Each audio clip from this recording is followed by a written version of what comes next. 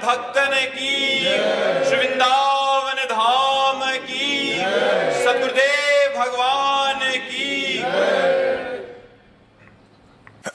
पलक श्री हरिवंश महाराज जी। महाराज जी, आपके चरणों में कोटि कोटि प्रणाम। महाराज जी, जब मन में दो आवाजें आती हैं, एक कहती है ये कार्य करो और दूसरी कहती है इसे मत करो, तो हम कैसे समझें कि ये मन की आवाज है या अपने आत्मा? हृदय में चार वृत्तियां उदय होती हैं। एक निश्चय करने की, जिसे बुद्धि कहते हैं, एक संकल्प विकल्प करने की, जिसे मन कहते हैं, और एक चिंतन करने की, जिसे चित्त कहते हैं, और एक कर्ता और भोक्ता भाव की, मैं ये करूंगा, मैं ऐसा भोगूंगा, उसे अहंकार कहते हैं। उसे अंतःकरण चतुष्टय कहते हैं। मन, बुद्धि, चित्त, अहंकार। ये एक का नहीं है निर्णय, ये पूरे चारों में मिलकर के होता है। मन संकल्प करता है ये क्रिया की जाए, तो बुद्धि निर्णय करती है ये गलत है। अब मन जोर पड़ गया तो बुद्धि को अधीन करके क्रिया करवा लिया। क्रियाओं के साथ ज्ञानेंद्रियां और कर्मेंद्रियां भी लगी हुई है। पूरा जाल बिछा हुआ है। ये किसी एक के द्वारा नहीं होता कि मन करवा लिया। मन अकेले नहीं कर सकता, बिना बुद्धि के दस्तखत के मन नहीं कर सकता, और बिना चिंतन के मन बात को फाइनल में नहीं ला सकता। ऐसे से ऐसा किया जाए, ऐसे से ऐसा किया है। चित्त ने चिंतन किया, मन ने संकल्प किया, बुद्धि ने निश्चय किया, अहंकार ने कर्ता भाव से स्वीकार किया, तब क्रिया होती है। अब बुद्धि अकेले निर्णय नहीं कर सकती, बुद्धि में विवेक होना चाहिए, और विवेक सत्संग से प्राप्त होता है। बिन सत्संग विवेक न होई, और राम कृपा बिनु सुलभ न सोई। भगवान की कृपा के बिना सत्संग नहीं मिलता, और सत्संग के बिना विवेक नहीं होता। बुद्धि तो सबके पास है, पर विवेक नहीं है। होए विवेक मोह भ्रम भागा, जे ही विवेक होगा नहीं, बिल्कुल ब्रेक ऐसी लगेगी कि 1 इंच भी हमारी शरीर रूपी गाड़ी गलत मार्ग में नहीं जाएगी। तो हमें विवेक उत्पन्न करना है बुद्धि में। बुद्धि तो सबके है, बहुत तीव्र बुद्धि है। छोटे छोटे बच्चों में बड़ी तीव्र बुद्धि है, पर विवेक नहीं है। विवेक ना होने के कारण, सत असत का ज्ञान ना होने के कारण वो बड़ी तीव्र बुद्धि है, पर विवेक नहीं है। विवेक ना होने के कारण, सत असत का ज्ञान ना होने के कारण वो असत क्रियाओं में ही बुद्धि बढ़ती चली जा रही है। तो नाम जप करो, सत्संग सुनो, शास्त्र स्वाध्याय करो, और जो गंदे आचरण जानते हैं कि ये गंदा आचरण है, उसका त्याग करो। तब तुम्हारी बुद्धि शुद्ध हो जाएगी। तब तुम्हें पता चलेगा ये मन की मांग है या मेरी मांग है। जो मन की मांग असत है उसे छोड़ दो, और जो अच्छी बात कह रहा है उसकी बात मान लो। मन सदैव गंदी बात ही नहीं कहता, मन कभी अच्छी बात भी कहता है। अच्छी बात कह रहा है तो उसकी बात मान लेते हैं, बुरी बात कहता है तो नहीं मान लेते हैं। इसकी क्षमता चाहिए। मन ऐसा नहीं कि तुम कह दिया हम नहीं मानते तो छोड़ देगा, नहीं। प्रमथन स्वभाव का तुम्हारे अंदर ऐसा मतेगा कि तुमको वही करना पड़ेगा जो वो चाहेगा, एकदम अशांति पैदा कर देगा। उस समय चाहिए राधा राधा राधा। अगर उस समय नाम जप कर रहे हैं, भगवान को पुकार रहे हैं, तो फिर मन शांत हो जाएगा। और अगर भगवान को नहीं पुकार रहे तो आपका मन असत मार्ग में ले जाकर गिरा ही देगा आपको। भले बाद में आप रो, पश्चाताप करो, पर वो गिरा देगा। इसलिए नाम जप, सत्संग, शास्त्र स्वाध्याय और पवित्र आचरण। आचरणहीन पुरुष विद्वान भी हो तो हमारे यहाँ माना नहीं गया, मान्यता नहीं। रावण बहुत विद्वान था, देखो थले, ये अद्वितीय है उसका रचना, अद्वितीय विद्वान था, लेकिन आचरणहीन था, भ्रष्ट आचरण वाला था। इसलिए हमारे यहाँ चरित्र की पूजा की गई। राम चरित्र, चरित्र की पूजा की गई। चरित्र ठीक रखो। आज चरित्रहीन हो रहा है समाज हमारा। बच्चे बच्चियां, बॉयफ्रेंड गर्लफ्रेंड, ये सब चरित्रहीनता हमारे राष्ट्र के लिए बहुत हानिकारक है। हमारा धर्ममय देश है, भारत पवित्र देशों में की गणना में आता है। और ये ऐसे अपवित्र आचरण विदेशों में भले होते हो, हमारे देश की ये मर्यादा नहीं है। जैसा अब आचरण हो रहे हैं, सुधार किया जाए, नहीं तो बहुत बहुत ही अशांति फैल जाएगी, बहुत ही अशांति। जितना गलत करोगे तुम्हारा मन ही तुम्हें दुख देगा और डिप्रेशन में पहुंचा देगा। कोई दंड दे न दे, तुम्हारा मन ही फाइट करने के लिए कहने लगेगा, तुम्हारा मन ही तुमको दंड देगा। इसलिए बहुत होश में नाम जप करो, सत्संग सुनो, पवित्र आचरण रखो। गलत आचरण जब होने की बात हो तो भगवान को पुकारो, रक्षा करेंगे। नीतीश जी गुरुग्राम से। राधे राधे महाराज। राधे राधे महाराज जी।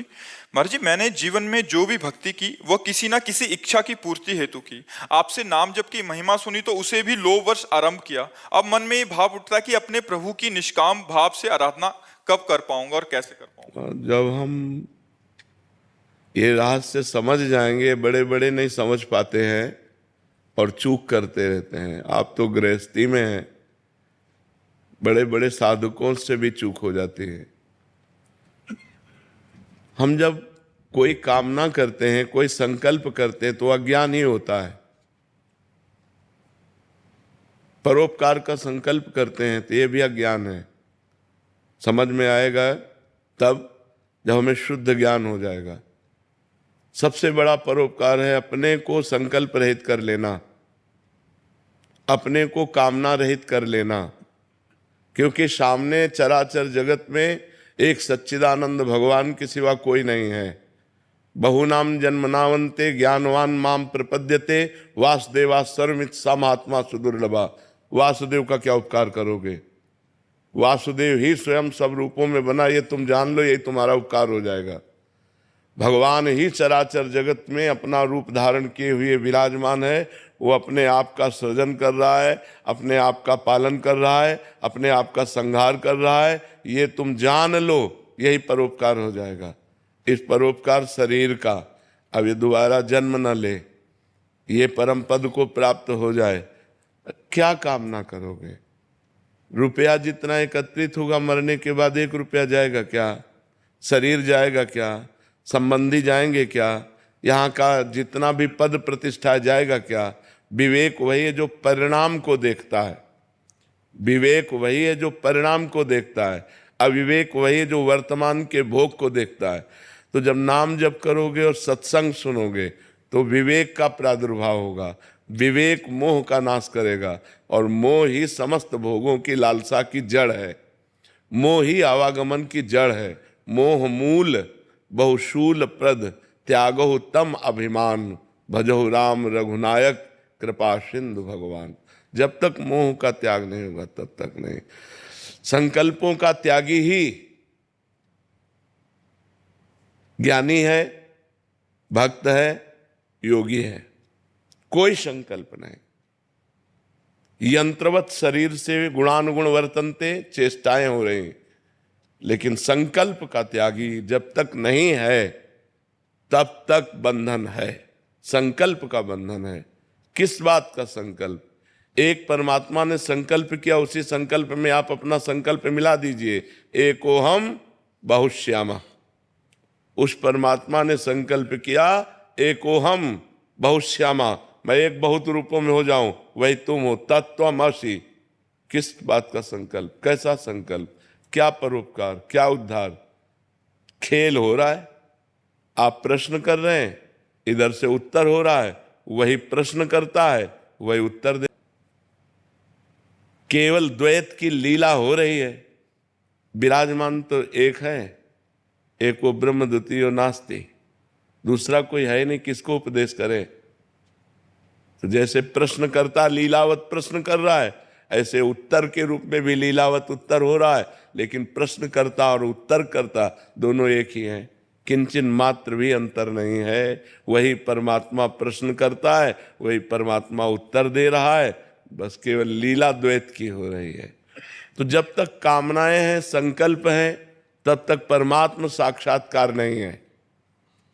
किसी भी सिद्धांत से चलोगे तो कामना और संकल्पों का त्यागी ही सन्यासी है, योगी है, भक्त है, प्रेमी है। हमारा कोई संकल्प नहीं, हमारी कोई कामना नहीं। प्रभु इस शरीर से जो चेष्टा करा रहे हैं वो निमित्त मात्र केवल है। केवल चेष्टा हो रही, संकल्प नहीं। प्रभु जगत उद्धार की चेष्टा करा रहे हैं, प्रभु जगत को सुख देने की चेष्टा करा रहे हैं, वो करा रहे हैं। यंत्रवत शरीर से हो रहा है, मैं करता नहीं हूं। और जब संकल्प होता है तो मैं करता होता है, और जब करता होता है तब अज्ञान होता है। अहंकार विमूढ़ आत्मा करता हमिति मन्यते, मैंने ऐसा किया, मैं ऐसा करूंगा, मैं ऐसा कर रहा हूं, यही त्यागने के लिए हम परमार्थ पथ के पथिक बने हैं। वो ऐसा करवा दिया, वही करवा रहा है। वही जो भक्त है वो भगवान को देखता है, जो ज्ञानी है वो गुणों को देखता है। गुणानुगुण वर्तन्ते मनुष्या पार्थ सर्वसा। इसलिए और आगे बढ़ो, जब भजन करके आगे बढ़ोगे तब सब कामनाएं अपने आप क्षीण हो जाएंगी। जी किसी भी संकल्प की पूर्ति या अपूर्ति में क्या ज्ञानी को दुख या क्लेश होता है या हर्ष या? संकल्प ही नहीं होता तभी तो ज्ञानी होता है।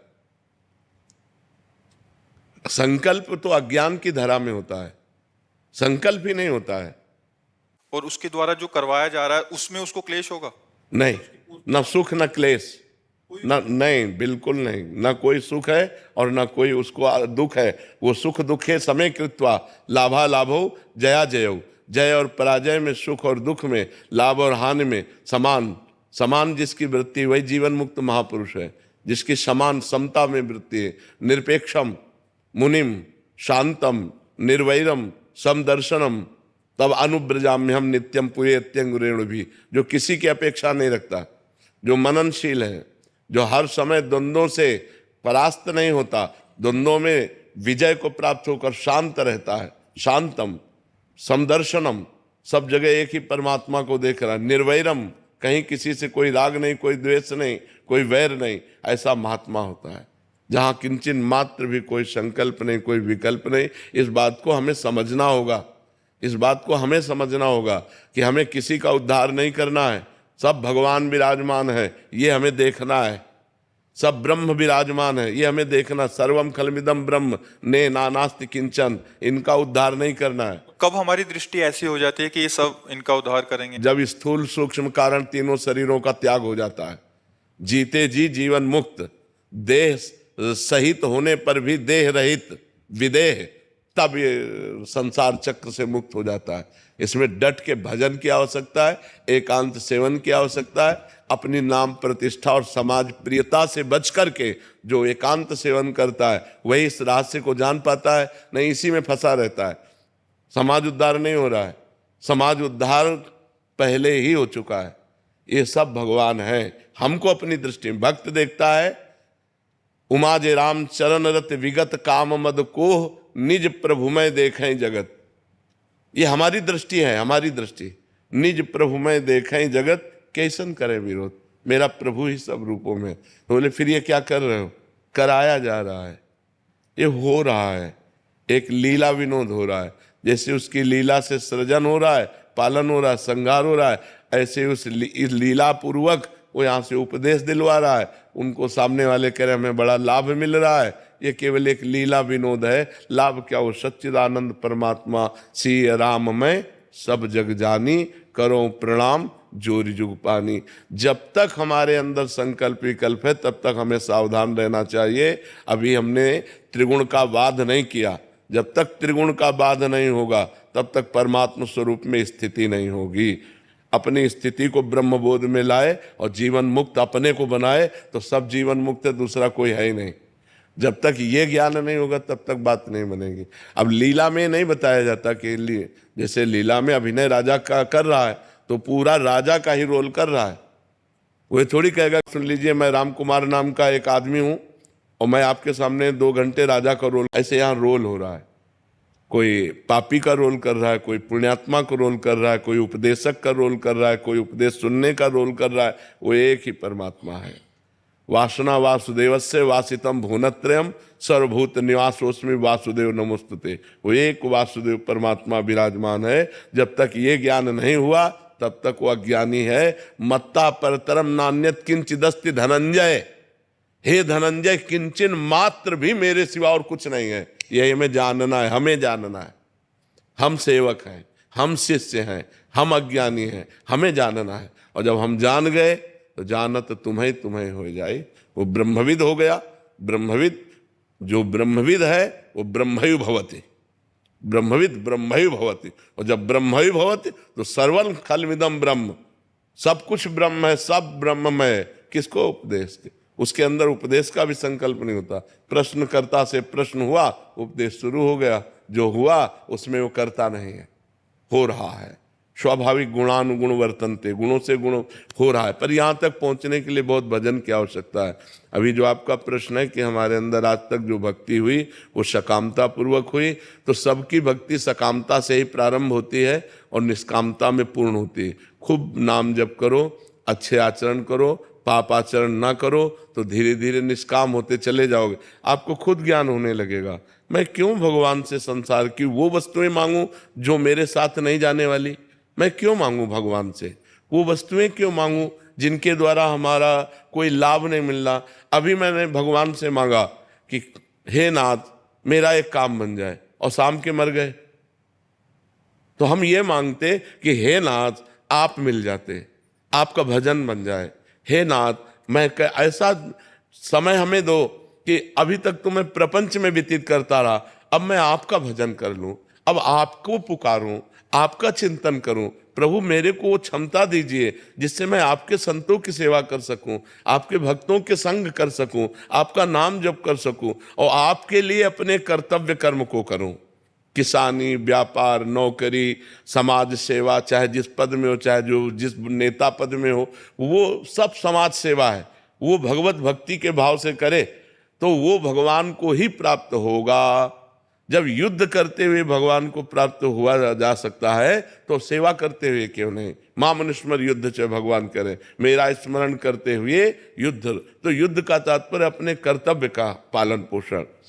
भगवान अगरबत्ती वाली पूजा से उतना प्रसन्न नहीं होते जितना समाज सेवा से प्रसन्न होते हैं। यदि आप अपनी बुद्धि को शुद्ध रखें और जो आपको अधिकार मिला है, सबको अधिकार मिला है, जैसे कोई किसी का पुत्र है, कोई किसी का पति है, कोई किसी का भाई है, तो ये अधिकार ही तो है। हम अपने भाई से कैसा व्यवहार करें। भाई भाई को जरा सी बात में गोली से उड़ा रहा है। अरे यार, लक्ष्मण जी को जब वीर घातनी शक्ति लगी तो भगवान राम गोद में रख करके लक्ष्मण जी को रो रहे हैं और कह रहे हैं अगर मैं ऐसा जानता कि भाई से विछोह होगा तो मैं पिता की आज्ञा नहीं मानता। आप विचार करो ये क्या बुद्धि भ्रष्ट हो रही है। भगवान से विमुख होने पर देखो कैसे पत्नी पति के साथ दुर्व्यवहार कर रही, पति पत्नी के साथ दुर्व्यवहार कर रहा है, बेटा माता पिता का अपूज्य भाव से असम्मान करता है। आप विचार करो, जो हमारे भगवान के समान वेद हमारा कहता, उपनिषद कहता है मातृ देवो भव, पितृ देवो भव, अतिथि देवो भव, कहाँ हमारी बुद्धि चली गई। तो हम खूब नाम जप करें, गंदे आचरणों का त्याग करें और इसी जन्म में भगवत प्राप्ति करें, अपने स्वरूप का बोध प्राप्त करें। नहीं तो कोई गुंजाइश नहीं, अब सुअर कुत्ता बनना पड़ेगा। अगर मनुष्य जन्म प्राप्त होकर आपने भजन नहीं किया और केवल कामनाओं में ही फंसे रहे तो पक्का समझ लो नाली का कीड़ा, सुअर कुत्ता, भूत प्रेत क्या बनना पड़े कुछ पता नहीं। हम ही लोग बने हैं, कोई दूसरा नहीं बना। इसलिए होश में रहो, मनुष्य जीवन देव दुर्लभ है, इसको भगवत प्राप्ति के द्वारा पूर्णता करो। मनुष्य जीवन का परम लाभ भजन है, जितना भजन करोगे उतना ही आनंद में रहोगे। विनीता राठौड़ जी जयपुर से। राधे राधे महाराज जी। महाराज जी आपके चरणों में कोटि कोटि प्रणाम। गुरुदेव, आपने पहले भी बताया है कि गृहस्थ धर्म निभा के अपना ध्यान और सेवा कर्म करना चाहिए, परंतु कभी ऐसा लगता है कि प्रभु सेवा बहुत मन से की और कभी खुद से घृणा होती है कि कुछ नहीं कर पा रही हूँ। निरंतर उत्साह में से सेवा भाव बनाए रखने के लिए गृहस्थ में महाराज जी कैसे? वैसे कभी कभी ये भाव आपके ही नहीं है, हर भक्त के हैं। कभी कभी भाव हमारे भी आता है क्या पूरा जीवन हो गया, अभी जैसा भजन करना चाहिए वैसा भजन नहीं है, क्योंकि अनंत मार्ग है ये। भगवान हमारे अनंत है ना, तो उनका अनंत स्वरूप भी है, अथाह अगाध समुद्र है। तो हम जितना भी डूबेंगे उतना कम ही होगा, क्योंकि था कभी कोई ले नहीं सकता। तो जितना भी हम भजन करते हैं वो ऐसा लगता है कि अभी वो बात नहीं है जो भजन हो। हमें अपनी कमी दिखाई, आज भी हम अपनी कमी को देख रहे हैं कि हमें जो भजन करना चाहिए जितना हमें वो नहीं हो पा रहा। और एक सेकंड भी व्यर्थ नहीं है, मिनट तो बहुत बड़ी बात है, एक सेकंड भी व्यर्थ नहीं है, फिर भी संतोष नहीं है। तो ये आपका ही नहीं है, ये हमें लगता है हर भजन करने वाले का ऐसा ही भाव रहता है। पर उत्साह पूर्वक भगवान की सेवा करने का जो भाव है ना, जैसे रसोई बना रही हो तो नाम जप करते मेरे प्रभु को ये सब्जी मेरे प्रभु को ये कढ़ी, मेरे प्रभु को ये रोटी, मेरे प्रभु को, उन भाव उत्साह करके अब भोग लगा दिया, गरम गरम एक एक रोटी पहुंचा रहे हैं और भाव से देख रहे हैं, प्रिया प्रीतम पा रहे हैं, सखी पवा रही है। ऐसे भाव करने का भाव है। नाम जप करो, इसी से भाव बढ़ जाएगा। जितना हृदय पवित्र होगा उतना ही भाव बढ़ता जाएगा, और जितना भाव बढ़ेगा उतना ही सुख मिलेगा। लेकिन इसमें कभी पूर्णता नहीं है। प्रेम सदा बढ़िबो करे, ज्यो शशिकला प्रवेश, पै आमे पूनो नहीं, ताते कबो न शेष। प्रेम में कभी पूर्णिमा नहीं होती कि अब मुझे पूरा प्रेम प्राप्त हो गया, क्योंकि वो अगाध समुद्र है। इसलिए सदैव पिपासा बनी रहती है कि भजन की, सेवा की, रूप दर्शन की, भगवान के प्रति समर्पण की। समर्पित होते हुए भी समर्पण की भावना रहती कि मैं वैसा समर्पित नहीं हूँ। बड़े बड़े समर्पणकारी जो भक्त हुए, वैसी मेरी स्थिति नहीं है। और ये भगवान की कृपा है यदि ऐसा बना रहे, क्योंकि नहीं तो अहंकार आ जाएगा कि मैं खूब ठाकुर सेवा करता हूँ, खूब भजन, और अहंकार आ गया तो सब धूल धूसरित हो गया। तो भगवान कृपा करके भक्त के अंदर ये भाव देते हैं कि कभी कभी एकांत में रोता है, भजन हो रहा है, सेवा हो रही, पर वो असंतुष्ट होकर रोता है कि प्रभु कब हमको ऐसा भजन मिलेगा, ऐसी साधना मिलेगी। अपने से बड़े महापुरुषों का चिंतन होता है, तब रोना आता है कि उनका कैसा प्रेम था, कैसे भगवान को दुलार करते थे, और हमारा कहाँ ऐसा प्रेम है। और ये भगवान की कृपा है। ऐसे भावना भगवान की कृपा से आते हैं, नहीं तो अहंकार हो जाएगा कि फिर नीचे देखने की बात आएगी। देखो एकदम भजन नहीं करते, हम तो कुछ भजन करते हैं, तो देखो एकदम ठाकुर सेवा। और जब कृपा होती तब ऊपर अपने से बड़े महापुरुषों का चिंतन होता है कि देखो मीराबाई की क्या भक्ति थी, करमैठी बाई की क्या भक्ति थी, मेरी क्या भक्ति है। वो अपने को छोटा देखकर भगवान के लिए जब रोता है तो भगवान की कृपा होती है। आस्था जी पटना से। राधा वल्लभ श्री हरिवंश महाराज जी। महाराज जी, हमारे माई श्यामा जू को राज में माई का क्या संदर्भ है? सखी। निकुंज में सखी को संबोधन किया था, जैसे एरी सखी, ए माई, माई का संबोधन सखी है। देखो माई सुंदरता की सीमा, ए सखी देखो हमारी स्वामिनी जो सुंदरता की सीमा है। सखी संबोधन उसी को माई कहा गया। देखो माई सुंदरता की सीमा। दूसरा पद, देखो माँ की बंधे लट पासी, देखो माई अबला के बल राशि। तो माई शब्द का मतलब होता है सखी। सखी संबोधन है। तो जो हमारे माई श्यामा जू को राज, हमारे सखी जू श्यामा जू को राज, माई का संबोधन सखी। हम सखियों का जो स्वामित्व है वो लाडली जू से है। राहु को काहू मने दिए, मेरे प्राणनाथ श्री श्यामा शपथ करो तृण छिए। कोई कहीं भी मन लगाओ, लेकिन मेरे प्राणनाथ, हम सखियों के प्राणनाथ श्री श्यामा जी हैं। इसलिए माई शब्द का संबोधन सखी, सहेली, माई, ये सब एक ही शब्द के पर्यायवाची शब्द हैं। यशपाल सिंह जी।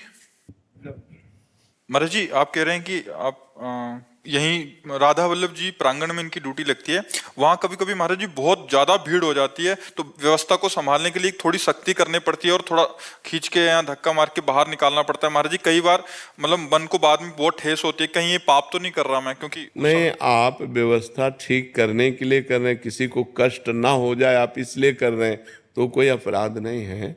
क्योंकि किसी को कष्ट ना हो जाए, मान लो बहुत प्रकार से उद्दंडता करने वाले भी लोग आते हैं, अगर नहीं उद्दंडता कर रहे हो, बहुत देर से खड़े हैं, भीड़ है, तो अब दूसरे लोगों को आना है, दूसरे लोगों को भी दर्शन करना है, उनको हटाना ही पड़ेगा। आपकी ड्यूटी है, वो कोई आपका अपराध नहीं है। आप अपने स्वार्थ के लिए थोड़ी करते हैं, हाँ, आप अपने अधिकार से करते हैं। आपको इस ड्यूटी दी गई, सेवा दी गई, अगर आप हाथ जोड़कर बोलेंगे तो भी नहीं हटेंगे, वो तो हटाना ही पड़ेगा। तो इसलिए वो कोई अपराध नहीं है, आपकी सेवा है। रवीना जी। राधे राधे राधे महाराज जी। गुरुदेव, आपकी कृपा से जब आपके बताए मार्ग पर चलना शुरू किया आते हैं, तो फिर इनको लगता है कि कुछ कह ही दूं, उसके साथ व्यवहार फिर उल्टा सीधा हो जाता है महाराज जी, ऐसे? हाँ, नहीं, उसमें हमें देखना है कि जाके प्रिय न राम वैदेही तजिए ताहि कोटि बैरीशम यद्यप परम स्नेहि। तजियो पिता प्रहलाद विभीषण बंधु भरत महतारी गुरुबलि तजियो कंत ब्रज बनितन भे मुद मंगलकारी। गोस्वामी तुलसीदास जी का पद है, मीरा जी के लिए लिखा। जब मीरा जी ने पत्र में लिखा गोस्वामी जी से कि आप हमारे पूज्य हैं, सुहृद हैं, हमारे परिवार के जन ही हमारी गिरधर की भक्ति में बहुत बाधा पहुंचा रहे हैं, तो क्या करें। तो उन्होंने उत्तर में लिखा जाके प्रिय न राम वैदेही। अंदर से हम अपना संबंध नहीं मानते और मौन हो जाते, उत्तर भी नहीं देते। उत्तम बात यह है, अगर आप उत्तर प्रत्युत्तर करेंगे तो आपका हृदय जलेगा और उनका अपमान होगा। वो अपने पूज्य जन हैं, जैसे पिता हैं, बड़े भ्राता हैं, या परिवार की माँ हैं, और भी जन हैं, तो वो बोलें और आप मुस्कुरा दिए और चुप हो गए। अपनी भक्ति, आप गलत आचरण न कीजिए। देखो, ये तो सौभाग्य है कि आप भगवान के मार्ग में चल रही हैं, नहीं तो आज की बच्चियों की हालत क्या है। तो ये इन गंदी आदतों से बचने के लिए भगवान का, अध्यात्म का यदि आश्रय लिया जाए तो हमें लगता है माता पिता को तो प्रसन्न होना चाहिए कि हमारा बच्चा भगवान के मार्ग में तो गलत कभी कर ही नहीं सकता। जो भगवान से नहीं जुड़ा है वो गलत किए बिना रुक नहीं सकता, और जो भगवान से जुड़ गया है वो गलत करने में डरेगा कि भगवान है, हम कैसे पाप करें। और जो भगवान से नहीं जुड़ा है तो गंदे आचरण हो जाते हैं। और हमें लगता है कि आपको बिल्कुल नहीं परिवार से ना तो द्वेष करना है और ना डरना है। आप धर्म से चलो और भगवान का भजन करो। भक्ति दिखावा ना होने पावे, कोई ऐसा दिखावा ना करना जो नहीं होना चाहिए। अंदर ही अंदर नाम जप करो, घर की सेवा करो, सबसे प्रिय व्यवहार करो, और आपसे जब कोई कटु व्यवहार करे तो मौन हो जाओ, मुस्कुरा दो, कोई उत्तर मत दो। वो अगर हरि गुरु धाम की निंदा करते हैं तो वो जाने, अपने अंदर राधा राधा राधा राधा शांत रहो। बहुत सौभाग्य है कि इस कलिकाल में यौवन अवस्था में स्त्री शरीर होकर आप भगवान की तरफ चल रहे हो। भगवान रक्षा करते हैं, खूब नाम जप करो। जी शेफाली जी, शामली श्री हरिवंश महाराज जी। महाराज जी, आप कह रहे हैं कि आपने विवाह ना करके अपने माता पिता के साथ ही रहने का निश्चय किया है और भजन परायण रहेंगे और ब्रह्मचर्य का पालन करते हुए अपना जीवन आपकी आज्ञा जैसी आपकी हुई है वैसा प्रयास करेंगे। महाराज जी कह रहे हैं कि क्या अब मासिक धर्म के 3 4 5 जो उसमें नियमों का पालन कर सकते हैं, या माला मंत्र वाणी जी का पाठ कर सकते हैं, भोग सेवा आदि लगा सकते हैं? तब कर सकते हैं जब विरक्त भेष हो जाए, विरक्त मंत्र हो जाए, तो फिर आप अपनी दिनचर्या में लगें। लेकिन जब तक विरक्त भेष और विरक्त मंत्र नहीं, तब तक उस बात का पालन करो कि 3 दिन तक ना माला छुओ, न ठाकुर जी को दूर से नमन, और अंदर ही अंदर नाम मंत्र जप करो।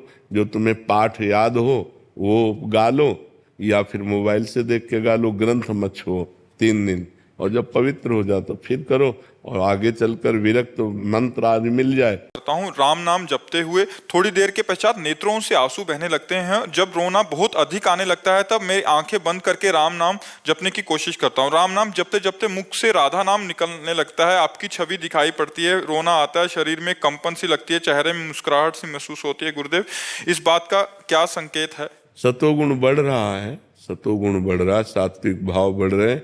भगवान की बड़ी कृपा है, और हमें लगता है इसको छुपा लीजिएगा, इसको प्रकाशित मत कीजिएगा, नहीं तो उड़ जाएगा। कपूर की तरह है ये, जो सात्विक भाव है, भागवतिक भाव, ये कपूर है।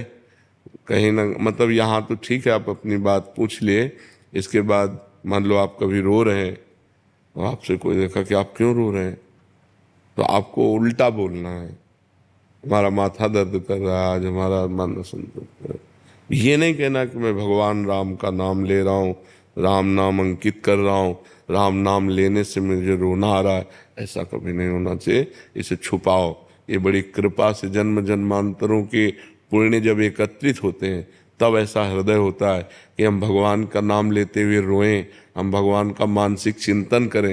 ये तो बहुत कृपा है, इसे चुपचाप छुपा लो, यही आगे चल करके आपकी उन्नति का कारण बन जाएगा, अध्यात्म की उन्नति का। और जब अध्यात्म की उन्नति हो गई तो लौकिक तो ये तो ब्याज में हो जाएगी, ये तो ब्याज में हो जाएगी। जान सकता हूँ कि मुझे शिष्य के रूप में स्वीकार कर लिया गया है। ये गुरु से जानने की जरूरत नहीं, अपने को जानने की जरूरत है कि मैं कितना समर्पित हुआ हूं इनको। गुरु माने कि आप शिष्य नहीं, शिष्य माने गुरु। द्रोणाचार्य जी ने एकलव्य को हटा दिया था, हम तुम्हें शिष्य नहीं मानते, क्योंकि हम राजकुमारों के राजगुरु हैं, और उसने एक दृष्टि में गुरु बना लिया। दृष्टि मात्र से मेरे गुरुदेव द्रोणाचार्य चला गया, और एकांत में मिट्टी की वैसे ही भावनात्मक मूर्ति बनाई, और रोज प्रणाम करके प्रत्यंचा चढ़ाता और गुरु द्रोणाचार्य जी का स्मरण करता। इतना बड़ा धनुर्धर बना कि अर्जुन को जो सिखाया था वो भी पीछे थे, वो आगे था। सर्वश्रेष्ठ धनुर्धर विश्व का एकलव्य। तब अर्जुन ने जब देखा उसका हस्त लाघव कि कुत्ता भूखा, इतने में पूरा मुंह बाणों से भर दिया। कहा हमें आशीर्वाद दिया है हमारे गुरु ने कि तुम विश्व के सर्वश्रेष्ठ धनुर्धर हो, और मैं आज निर्णय करता हूं कि मैं तुम्हारे सामने कुछ नहीं हूं। तुम किसके शिष्य हो? तो उनका गुरु द्रोणाचार्य जी के। बात समझ में आई? द्रोणाचार्य जी ने हटा दिया था कि हम राजगुरु हैं क्षत्रिय राजकुमारों के, तो शिष्य के माने गुरु, ना कि गुरु के माने शिष्य। आप कितने % समर्पित हैं ये आपका हृदय जानता है। हम बिल्कुल आपको तिरस्कार करेंगे, और आप मानते हैं कि आप मेरे परब्रह्म परमात्मा हैं, आपका कल्याण हो जाएगा, और हम कहते तुम हमारे शिष्य हो और तुम हमारी अवहेलना करो अंदर से, तो आप नरक जाओगे। कोई उससे लाभ नहीं। कंठी बंधवा लो, तिलक लगवा लो और मनमानी आचरण करो तो आपकी दुर्गति हो जाएगी, आपका कल्याण नहीं होगा। हम बिल्कुल तिरस्कार, हम मानते ही नहीं आपको, और आप हमारे परब्रह्म परमात्मा हो, आप परम भगवान को प्राप्त हो जाओगे। समझ पा रहे हैं आप? जो शास्त्रीय बात है वो ये बात है। महाराज जी, मैंने पिछले कार्तिक में मैंने आपसे पूछा था कि मैं सख्य भाव में भगवान को प्रेम करता हूँ, तो फिर आपने पुष्टि मार्ग के बारे में बताया था, लेकिन मैंने कहा था कि मैं आप ही को सब कुछ मानता हूँ, आप ही से सब कुछ लेना देना है। फिर तब आपने कहा था कि आप हमको आंतरिक से गुरु मानो, फिर आगे बढ़ो। तो वही मैं जानना चाहता था कि इसी मार्ग में अंदर से मान के आप देखो, अगर आप भजन शुरू करो, भगवान आपके भाव को जानते हैं। आप अगर उनसे सखा भाव रखोगे, मित्र भाव रखोगे, पुत्र भाव रखोगे, जो भाव रखोगे वो आपको अनुभव करा देंगे। नाम जप करो, पहले दाम इकट्ठा करो, फिर जो चाहो खरीद लो। नाम वो धन है जिससे भगवान को अधीन किया जा सकता है। सुमिर पवन सुत पावन नामू, अपने बस करी राखे रामू। अब जो चाहोगे वैसे ही भगवान आपको दर्शन देंगे। जाकी रही भावना जैसी, प्रभु मूर्ति देखी तिन तैसी। यदि आप भगवान को बाल रूप देखना चाहोगे तो बाल रूप, मित्र रूप मित्र रूप, पिता रूप, स्वामी रूप, जो चाहो जैसे चाहो, वो तो करुणा निधान है, वो सब विधान बना देंगे। जो भाव देना है, जो मंत्र देना, वो सब विधान। बस आप नाम जप करना शुरू करो, नाम जप अधिक से अधिक बढ़ाओ, वो सब आगे से कर देंगे। मूल मंत्र क्या है? क्या हमारी मानी हुई मान्यता की पूर्ति ही सफल? मनुष्य जीवन के बंधन से मुक्त हो जाना सफलता है। ये जो मनुष्य जीवन है, मना खष्टान इंद्रियाणी प्रकृति स्थान कर्षति, जो मन 5 ज्ञानेंद्रियों के साथ भोगों में जा रहा है और भोग हमें परास्त कर रहे हैं, इससे मुक्त हो जाना। जो हम जन्म मरण के बंधन में विवश होकर जा रहे हैं, इससे मुक्त हो जाना। काम क्रोध लोभ मोह मद मत्सर, इन पर विजय प्राप्त कर लेना। तो ये मनुष्य जीवन के बंधन से मुक्त हो जाना, भगवान की प्राप्ति करना, ये सफलता है। और इसका मूल जो मंत्र है वो भगवान का नाम है, क्योंकि उसी से बुद्धि शुद्ध होगी, उसी से पाप नष्ट होंगे, उसी से आपको आत्मबल मिलेगा, तभी आप इस मार्ग में चल पाएंगे। तो प्रेम मूल यह नाम है। प्रेम का मूल, ज्ञान का मूल नाम ही है। जितना जो नाम जप करता है उतना ही ज्ञानी हो जाता है, उतना ही प्रेमी हो जाता है, उतना ही वो संसार से विजय प्राप्त कर लेता है। और भजन नहीं है तो केवल बुद्धि का विलास मात्र है, वो माया पर विजय प्राप्त नहीं कर सकता, वो इन विकारों पर विजय प्राप्त नहीं कर सकता, वो इन विकारों में ही बार बार गिरता रहेगा। समझ पा रहे हैं आप? नाम जप की चाह कैसे प्रकट होती है? नाम जप से ही हो जाती है। जब हम बार बार नाम जप करते हैं तो हमारी चाह भी नाम ही प्रकट कर देता है। नाम जपने वाले को कुछ भी और अन्य साधन की जरूरत नहीं, वही चाह प्रकट कर देगा, वही रुचि प्रकट कर देगा, भगवान के मिलन की चाह पैदा कर देगा, भगवान को मिला देगा। सुमिर पवन सुत पावन नामू, अपने बस कर राखे रामू। भगवान के नाम के बल से हनुमान जी ने भगवान को अधीन कर लिया। भगवान के भजन में बहुत बल है। बड़े बड़े सिद्ध संत हुए भगवान के नाम जप से हुए। सब कुछ नाम जप ही प्रकट कर देगा। आप केवल नाम जप करके देख लो। इस जन्म में एक नियम ले लो कि मैं भगवान का नाम जप नहीं छोड़ूंगा, फिर आप मिलना, देखो आपका परिवर्तन कितनी जोर का होता है। सब ठीक हो जाएगा, सब ठीक हो जाएगा। अरे समझो, हम बार बार उदाहरण देते हैं कि जो राम नहीं कह पाते थे, राम राम नहीं बोल पाते थे, वो मरा मरा उच्चारण किया। वो इतना बड़ा ग्रंथ है वाल्मीकि रामायण, और संस्कृत से है। आप सोचो, उन्होंने संस्कृत से हमारे इतिहास की रचना कर दी और ब्रह्म ऋषि पद पे पहुंच गए। कोई दूसरा साधन नहीं था, केवल नाम का साधन था।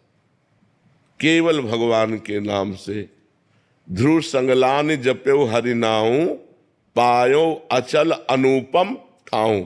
ध्रुव ने ग्लानि युक्त होकर, माता ने थप्पड़ मार के, तुम पिता के सिंहासन पर बैठने के तब अधिकारी हो गए जब मेरे गर्भ से, जो भी माता थी ना, उसने 2 पत्नी थी, सुनीति और सुरुचि। तो सुनीति के बेटा थे ध्रुव, सुरुचि को अच्छा नहीं लगा, तो ध्रुव संगलानि ग्लानि युक्त होकर भगवान का नाम जप किया तो अनुपम ठाऊ। आज भी जो ध्रुव को पद मिला है वो किसी महात्मा को नहीं मिला। 5 वर्ष का बालक ठान लिया नाम जप, भगवान की प्राप्ति कर ली। प्रहलाद जी ने नाम जप के बल से बड़ी बड़ी विपत्तियों को पार किया। तो हम नाम जप करें, नाम जप में बड़ी सामर्थ्य है जी। मेघा शर्मा जी नोएडा से। श्री हरिवंश महाराज जी, बहुत कोशिश करने के बाद भी ईर्ष्या लोभ मोह का त्याग करना बहुत कठिन सा। ये कोशिश से नहीं होते हैं, भजन से होते हैं। जितना आप भजन करें, किसका प्रश्न है, जितना आप भजन करेंगे उतने आप निर्विकार होंगे। यदि नाम जप नहीं करेंगे तो कोशिश से, कोशिश क्या करेगी। हमारे प्रतिकूल वो बोल रहा है, हमारा मन स्वीकार कर रहा है, प्रतिकूल बोल रहा है, हमें जलन होगी, उसको रोक कौन सकता है। अगर भजन हो रहा है तो हमारी बुद्धि काम करेगी कि मेरे किसी पूर्व पाप का प्रायश्चित कराने के लिए भगवान इसको निमित्त बनाए हैं। एक कटुवचन बोलकर मेरे पापों का नाश कर रहा है, इसमें इसका तो कोई दोष है नहीं, हम उसको सह लेते हैं। जब हमारे अंदर विवेक जोरदार होता है तो हम सह लेते हैं, और जब विवेक जोरदार नहीं होता तो हम उसी में डूब जाते हैं। हम या तो उसको गाली देने लगेंगे या उसका बुरा मनाने लगेंगे, हमारा हृदय जलने लगेगा। ईर्ष्या, हमसे आगे निकला जा रहा है, अरे उसका पुण्य है, उसने प्रयत्न किया है, उसने तपस्या की है, तो आगे वो निकला जा रहा है। हम खुद भजन करें, हम उससे आगे निकल जाएंगे, ईर्ष्या करने की जरूरत क्या है। तो बहुत से ऐसे विकार हैं जो बिना भजन के नष्ट नहीं होते। इसलिए नाम जप करो और सत्संग सुनो, तो उससे परिवर्तन हो सकता है। अपनी कोशिश काम नहीं करेगी इसमें। महाराज जी, नाम जप करते हैं, उसमें जब उन्नति नजर आती है तो फिर उसका भी घमंड हो जाता है महाराज जी। वो भी ठीक हो जाएगा नाम जप से ही। नाम जप ही करते रहिए, इसकी दवाई भी है। हाँ, नाम जप ही दवाई है। नाम जप, सत्संग जरूर सुनते रहिए, क्योंकि जब हमको लगता है कि हम 10 माला जपते हैं, जब 100 माला जपने वाले की बात हम सुनते हैं तो 90 का घाटा में नजर आता है, तो अहंकार क्यों होगा।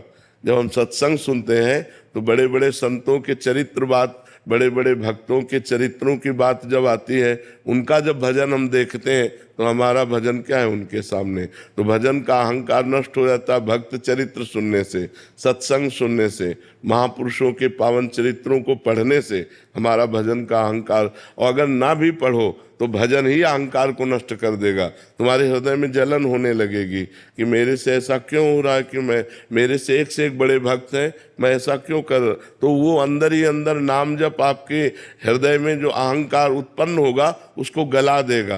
पर बहुत डट के नाम जप होना चाहिए, खूब डट के नाम जप करो, अधिक से अधिक संख्या में गिन के करो। आजकल तो काउंटर चल गया, बड़ी सुविधा है, माला घुमाने की भी जरूरत नहीं, अंगूठी की तरह पहने, राधा राधा राधा राधा राधा राधा राधा राधा, खूब एकत्रित करो नाम, देखो उसी से आनंद आ जाएगा।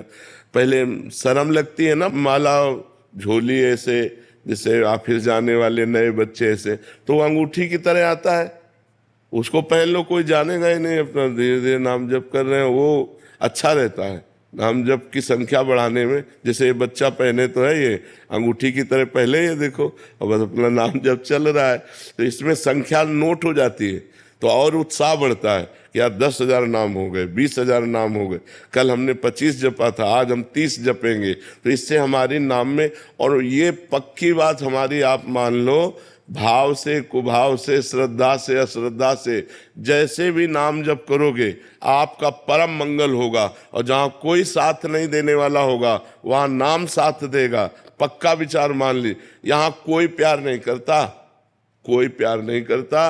अगर प्यार करता है तो रुपए को प्यार करता है, प्यार करता है तो हमारे शरीर को अपने योग्य देखकर प्यार करता है, हमारे पास कुछ है जिसके कारण वो प्यार करता है। नहीं, कोई प्यार नहीं करता। तो प्यार कौन करता है? यहाँ कौन प्यार करता है? सब ड्रामा। तब लगता है कि संसार एक ड्रामा है।